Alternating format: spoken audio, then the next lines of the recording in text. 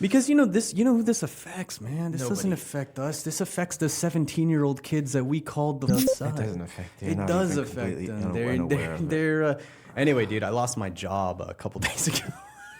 Are you serious? What the fuck is happening to you? Your life is unraveling. What the fuck? Yeah, dude. I lost my job. Oh my god. That also might so now be. you have time to fight this, but no money to pay the Oh my god. I'm sorry. By the way, they say time is more valuable than money, and they now got you're me rich. some time, motherfucker. What happened? Dude, literally, it was so out of the blue. I wake up in the morning, like 8 a.m.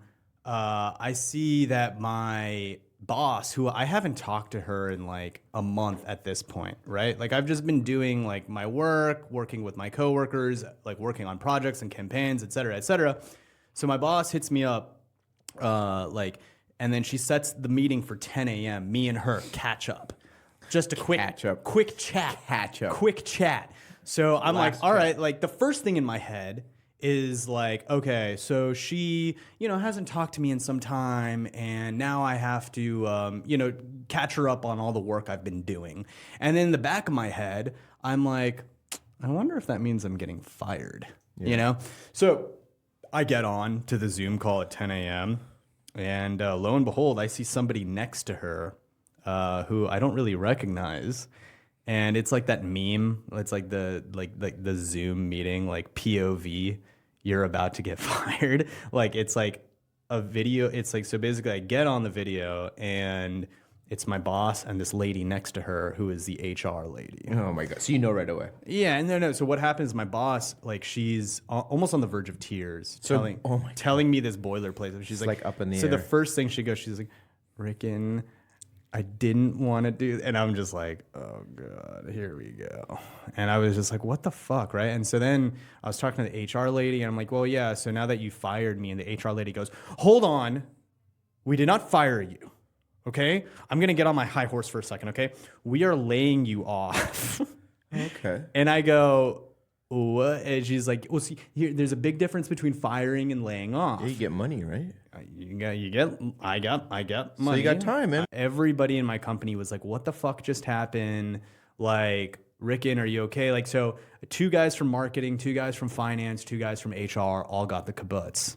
Oh, okay. So it's not just So you. it wasn't just me. It that was makes like you feel better. it was an entire like, it was like, I guess my boss was like, we haven't been hitting our business marks and goals, and you're getting consolidated because of the Belgian, because like they bought our, like, so 3 months before I joined the company, my company got acquired by a bigger company, and then like I guess that company was like, well, we're not making enough money in America and yada yada yada. So I was like, all right, cool, whatever, I'm out, peace. And so I have to like sign the severance papers. I have to like fucking send that shit. I sent the laptop back today. So yeah, dude, I guess like part of the reason why I'm like not really I'm sorry, man. thanks. Are you okay? Are you feeling? No, I mean I have It's a good time of year to be laid off and that's have what money. everybody's been saying, like summer's like, and plus I had like I didn't take any PTO, so it's like you had money there? 15 days of PTO back sweet. payment. Oh so, man, you're rolling in it. At least I can focus on but no, okay. You can grind your axes. We'll bleep his name out. But no, everybody's been like, oh yeah, summertime's a good time to get laid off. And I was like, well, Yeah. I mean, I'm looking for the job. I'm looking for a job. If you know anybody that needs help with cybersecurity content marketing, that's where I'm Sounds at. like you do. Yeah, I do need, actually, with was that a joke for the? Yes. So yeah, dude, that's the thing. When I told you, it was like, do you have a guest? I was like, I have too much shit going on right now. No kidding. Oh my god. So yeah, but one thing at a time. I think I like bruised my knuckle boxing too, so that's another fun You're all one. full of testosterone and vinegar and piss. And Dr. Oh, wow. Pepper. And Dr. Pepper. 23 flavors. Oh my gosh. Oh my gosh. Mm-hmm. All right. Yeah, so that's yeah, I mean, I guess I must have injected a little more excitement than you wanted into your life. I apologize for that. But they linked us on Domain Game, which I thought was cool. I was like, oh shit, we're getting some PR traction. But yeah, dude, I don't know, man. I'm a little bit with the work thing. This is like kind of like a little. Well, here's the lesson which is like what my that's Susie from Curb Your Enthusiasm. No She way, just walked by. Susie! Dude, if she came on, Get that in would be here, sick as fuck. Esmond. And maybe she'll give us met- advice. She's funny. She's hilarious, nice. dude. She's so kind. She's nice? In person, Yeah. she's so kind. Yeah. I don't know if she does it to push against her character, but she's so kind. Yeah, Yeah. I met her. I went to a talk. I asked Larry a question, actually. Oh yeah? Was he like? No, he was. It was a really good question, and he answered it. He has a funny way of laughing. Have you seen him laugh? he's like this. Like he like moves his jaw, but yeah, my favorite quote is like, "You're a Jew from the Bronx." She's like, Oh, I just saw that one. What was that for? Oh no, when she said that you're decorator or something. Yeah, she's like, my mind. You don't understand the complexities of my mind. And he's like, the complexities of your mind? You're a Jew from the Bronx. Maybe she'll come on here too. That'd be sick. But yeah, so that's that. What's going on with you? I want to try coaching. Yeah? Can I coach you for a trial coach, and then you can tell me how it goes? Like acting coaching? Yeah. Really? No, for the 100 meters. Yeah, acting coach. For the 100-meter dash. Yeah, dude, coach me. Yeah, dude. I don't know what you're going to coach me on. I don't have any auditions or anything. I'll get you an Sorry. audition, and then we'll coach on Fuck it. yeah, dude. Let's fucking go. Okay, great. Yeah, I need to expand my horizons. I'm trying to do things that are embarrassing and expand my horizons. Why would that be embarrassing? I don't know, to put it out there. I always, I've heard that when people offer coaching, I'm like, well, what? Or does that mean they are no longer in the running to be a professional? No, it means that I always thought to me, like, what gives them the right to do that? I think better you a coach than me, honestly, because you Well, yeah, I've got a lot of have experience. so much fucking experience. And I think that's what gives you the right. Is I guess like, so. yeah, that's, I don't know. yeah. For some reason, it's just embarrassing. But then I think, okay, so somebody's got to be a movie star or a series regular on 9 different shows to coach, but why would they want to coach? So those people aren't coaching. So I don't know. I don't know, man. Whoopi Goldberg was coaching at one point. Is that right? A lot of people coached. I feel like a lot of actors have coached. What would their rate be? Well, no, I mean, she coached like when she wasn't famous. Like way as a very young actor? How do you know that? No, I think she talked about it before. Really? She's definitely talked about how when she was maybe she was a working actor. She hadn't become like a Whoopi Goldberg. household name yet. Right. So Okay. yeah, so she coached fucking. Who else? Jeffrey Tambor used to do acting classes before he got canceled. Or maybe he doesn't Did he get now. canceled? Yeah. Speaking of canceled, I went to. Do you know the comedian Sam Hyde? No. So basically, back in like 2013, this guy had a show on Adult Swim, and it was like one of those like very intense, like very dark, grisly shock humor sketch comedy shows. And he had some kind of falling out with the comedian. What's that guy's name? Tim Heidecker. So Tim Heidecker accused him of like being a Nazi. Jesus. So I guess Sam Hyde was very like closely associated with Gavin McInnes and like the alt-right and stuff like that. So he got canceled. He got his show taken away from Adult Swim. Like all this kind of shit happened to him. And then he started creating a bunch of like YouTube content, like created a bunch of live streams, like all that. He just developed a very big cult following online. Yeah. And so like I get his stuff now and then. I like some of his, like this guy's name's Alex Schultz. He's like a director who like he basically brought on board in 2020 to create the new season of their show. So they had a show in 2013 that was like season 1, and then their latest season is like 2025, like 12 years later, because now like they're doing stuff on YouTube and this and that. So I really like. I mean, I've like watched some of their sketches, and it's like it's. I mean, I don't know. It's not like a mainstream kind of comedy. It's definitely like a niche specific taste of like.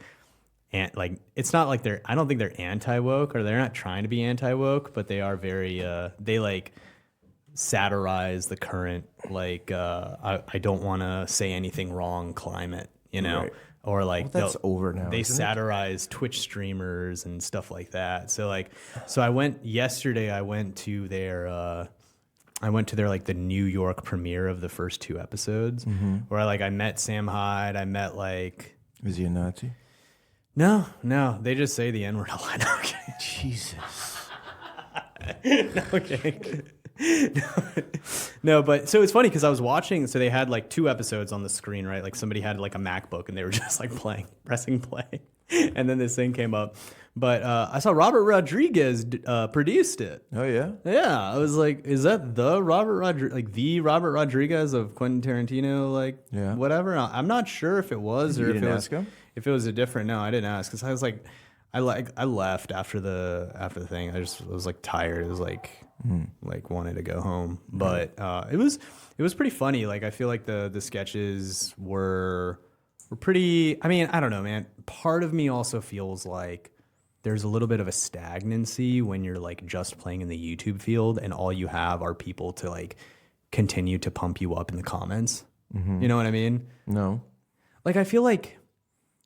What do you mean when you're playing in an echo chamber? Yeah, exactly. Like I think when you're like, and it seems like I feel like now in today in the media in like the media climate, there's like 2 directions you can go. One will be the traditional Hollywood trajectory, which will be like, you put something out there, you get like a consensus review, not only from the critics or Hollywood, whatever bullshit, but like also from like the people, and that's like viewership that tells you. What if you're doing is good, or like if it's hitting, and then the other way to go is like create your own channel where you can develop your own cult following. Yeah. And so obviously like all these everything that's put out on a screen, whether it's the internet or whether it's traditional broadcasting, everything has niche followings now. Cult followings are everywhere. I think Last of Us is like the big LGBTQ following and all that kind of stuff. This guy, Sam Hyde, obviously has his own like anti-woke, whatever following. Everything's just been like nicheified, if that makes any sense. But I just kind of was like watching it, and I guess maybe I needed to watch it on YouTube and not in a live setting, because in the live setting I was like around the fans of this guy. This guy's. Were they all like incels from the brosphere? They weren't. I wouldn't necessarily say they were. There's like a mix of like some women in there, but okay. I don't know. They were kind of.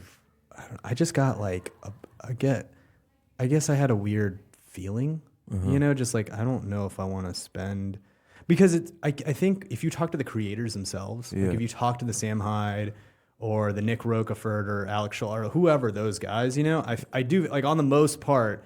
If you were to just talk to them face to face, they'd be like, whatever. Like, because creatives in general will like have a similar language. Yeah. Obviously, they might have like a philosophical point of view that's like way different. Yeah. But at least on the surface. But when I was like talking to some of the fans, like some were like, this one guy was like he was like in insurance from like Bayside, Queens. Just like normal guy, whatever. And then I was talking to this other guy who had like.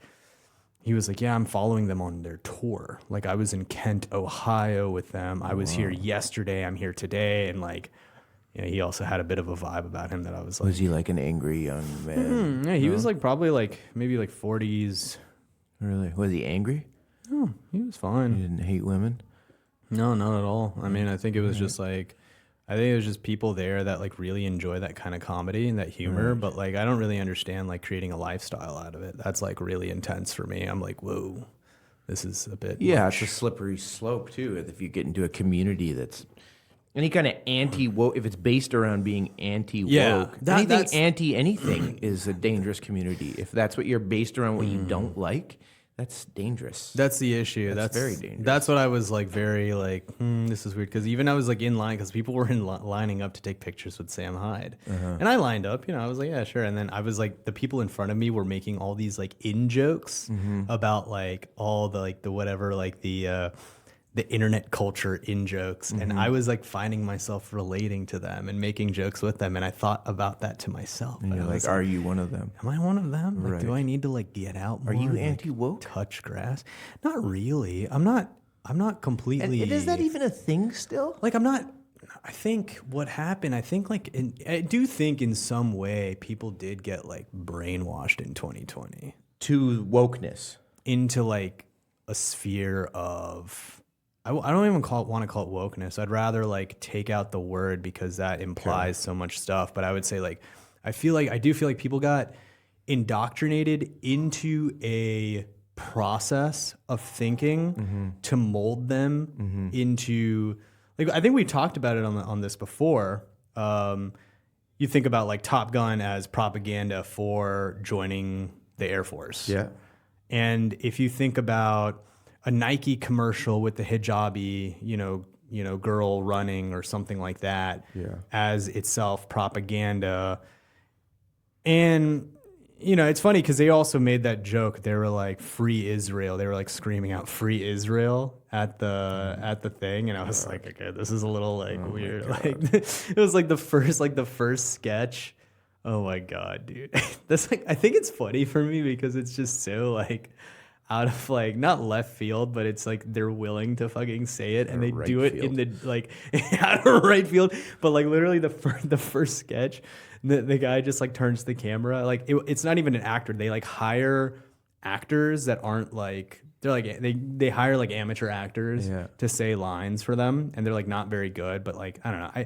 I feel like there's a little bit of like a dickish quality to doing that. And I think Nathan Fielder does that a little bit as well. Right. But did you watch the new season of The Rehearsal? I still have to watch like 2 or 3 episodes. Really? Yeah. He's a genius. He's a genius. Like, dude, okay, he works so hard. I don't want to give it away, but gosh, he works so hard. I'm only at the point where he's like created the entire airport like for the people, but no, like literally in one of the sketches somebody turns to the camera and just like screams the N-word. Are you serious?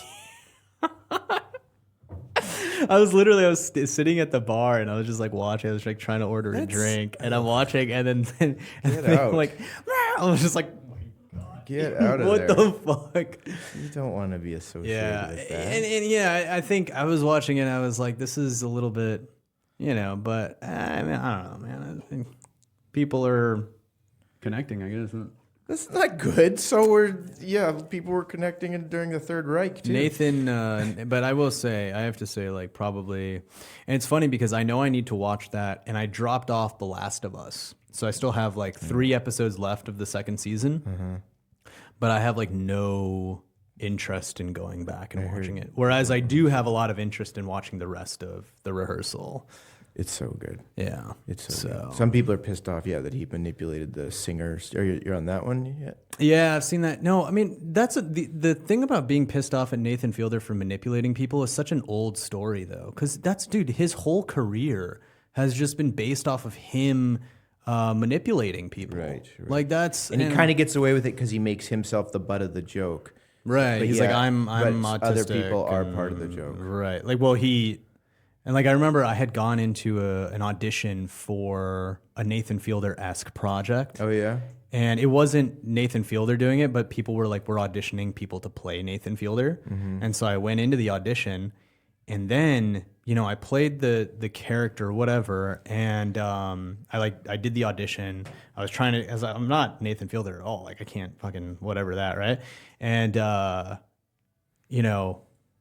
then I thought about it because she sent me an email later and she said, hey, can you, like, we thought your audition was great. Can you sign this waiver that you're okay with us, like, including it in a project or something like that, like your audition in a project? And I was just like, red flags went up because I was like, oh, man, this is how he gets you. You're right. I went into that audition. Like, and it's the same thing with these, he preys on desperation, and actors are full of desperation. It's just, and like people in general, like, want to be on the screen or whatever. It's just like he definitely has tapped into that, and so does he. I think so. He's tapped into his own desire to be on the screen at whatever cost. Right. That's another level to it. Like he's also a product of that being on the screen at whatever cost. Yeah, I don't know. He's great. There's so many levels. I mean, he went to my university. McGill? Did you go to McGill? Is UVic. That what it is? Oh, UVic. Yeah. He was a business major there. Yeah, you got really good grades. Were you were there at the same time, right? Mm-hmm. Did you know him? Did you ever see him? Not that well, I mean, so what? Not unique. I wouldn't have like noticed so if I got ugly? him. You're like gonna say something. No, like he that? wouldn't have stood out. I don't remember him if I saw him. Yeah. I think Yeah. I saw him at LaGuardia, like, I don't know, probably like 12 years ago. And I walked up to him and was like, are those real businesses or is this scripted? And he was like, no, they're real. They're all real. Oh. And that And was the then whole interaction? And then I took a picture with him and he like didn't really smile. He kind of just did one of these like things. And I was like, okay. It was like Snapchat. I remember sending it on Snapchat. I was like, it's Nathan for you.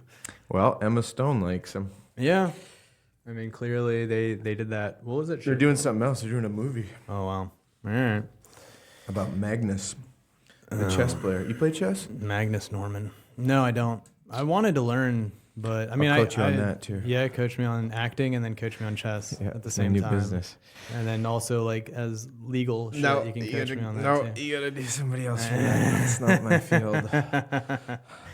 Yeah, man.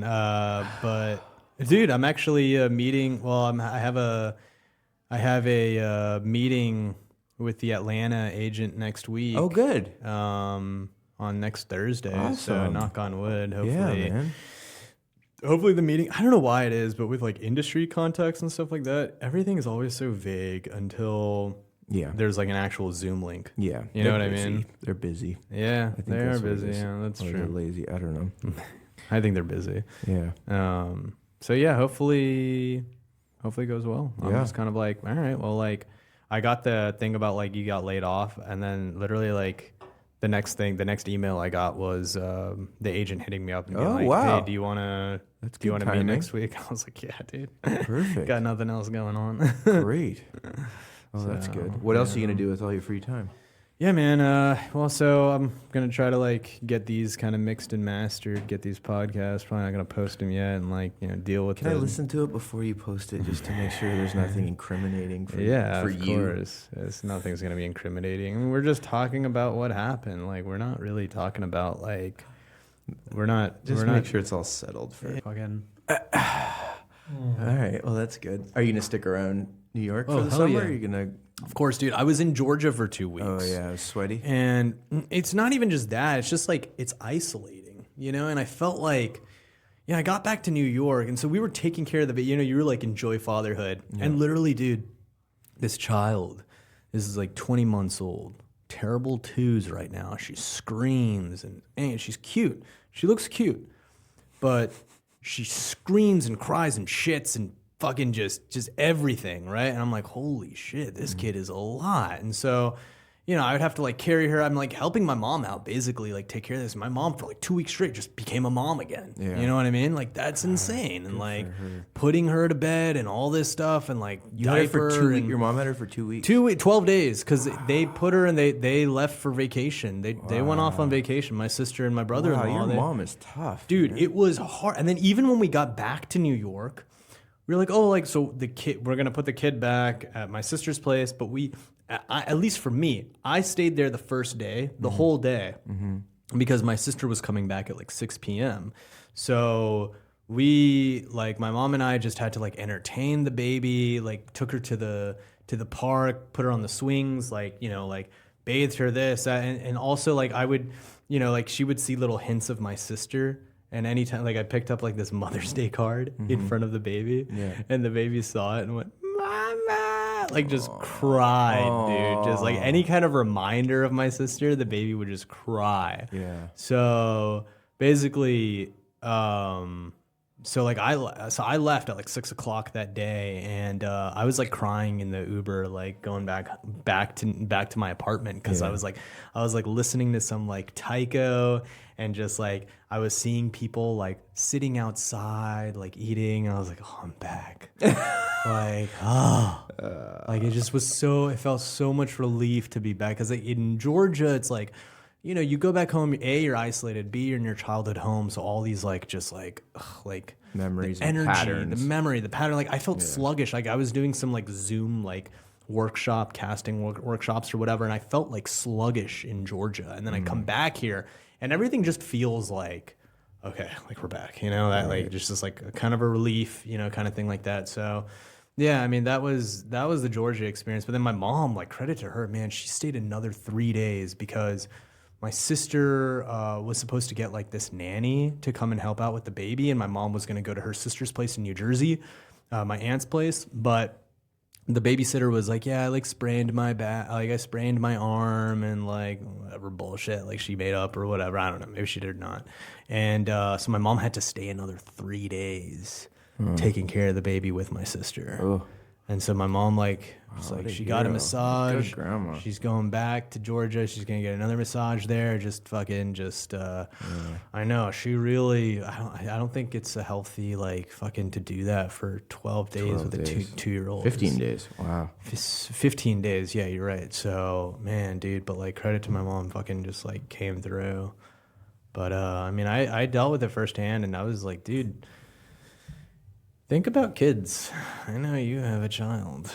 And I think to myself, Not there yet. let me not worry about that today. You're not today. there yet. Today. Okay, that's good. Well, good. That's a good experience. It's a to good have. experience. Yeah, I feel like So I'm having so many experiences in the last, You're learning. like, kids, layoff. Like, I'm just doing so many adult fucking things, Yeah. like all at once. But Now, new manager. You're in a changing point in your life. This is one of those times. Yeah. It's a season. It's a season, dude. It's a new era, new season. It's a just new dawn. leveling. It's a new leveling day. up, leveling up. Yeah. So. Wow. That's that. So, are you gonna like have a website for your coaching? I'm just do it off my Instagram first. We'll see how I hell do yeah. with you. Okay. You want it? We should yeah. do like a thing where like, we do a like video you coaching me. Yeah. Okay. And then be like, Maybe we do it on Zoom and we can record both sides. yeah, that's true. Like, how would Nathan Fielder do it? How would he? He created his own acting school. He created his own acting school, the Fielder method, and then he takes all those guys like from LA, and they all like do his shit. So He really understands LA too. I feel like that's a very LA thing. New Yorker actors wouldn't be as desperate and right, they're a little more savvy. I think there's more desperation in LA as far as I can remember from my time being there. Interesting. I mean, like LA, I remember when I went, like the first time I went in 2021, like as an adult, whatever, is like, I remember having a conversation in a coffee shop and the girl, like there's some girl like sitting there and I was like, yeah, I'm coming in from New York, but she had this like attitude and like, I was like, oh, like I'll follow you on social media or whatever. She's like, huh, cool. Okay, whatever. But it was just like kind of this like bitchy attitude in the coffee shop because I was just trying to talk, I was like, oh, are you an actor? Blah, blah, blah. I'm an actor, all that kind of stuff. And like, she was like, I was like, yeah, maybe like we can add to each other's followings or something like that. And she was like, that's nice. right. It's like, Yeah. Well, you got to have that false confidence or real confidence. But yeah, sometimes it turns over into an arrogance and then it'll bite you. Yeah, and I think LA, because it's such a, I guess maybe maybe I'm wrong, maybe I'm right, but LA, maybe the outlook in LA is more results driven, whereas maybe New York is more like experience driven, like your stories kind general, of. Whereas LA is like, I booked the pilot. Whereas in New York, you're just like, my dog just got ran over. Right. I just got sued by Yeah. And maybe more of a respect for like education and classes and stuff too. It's not people just trying to be famous in New York. They're trying to become actors. Yeah. I'm trying to be famous. So. You're just trying to be famous. Okay. I don't give a fuck. You're not trying to learn how to act. Yeah.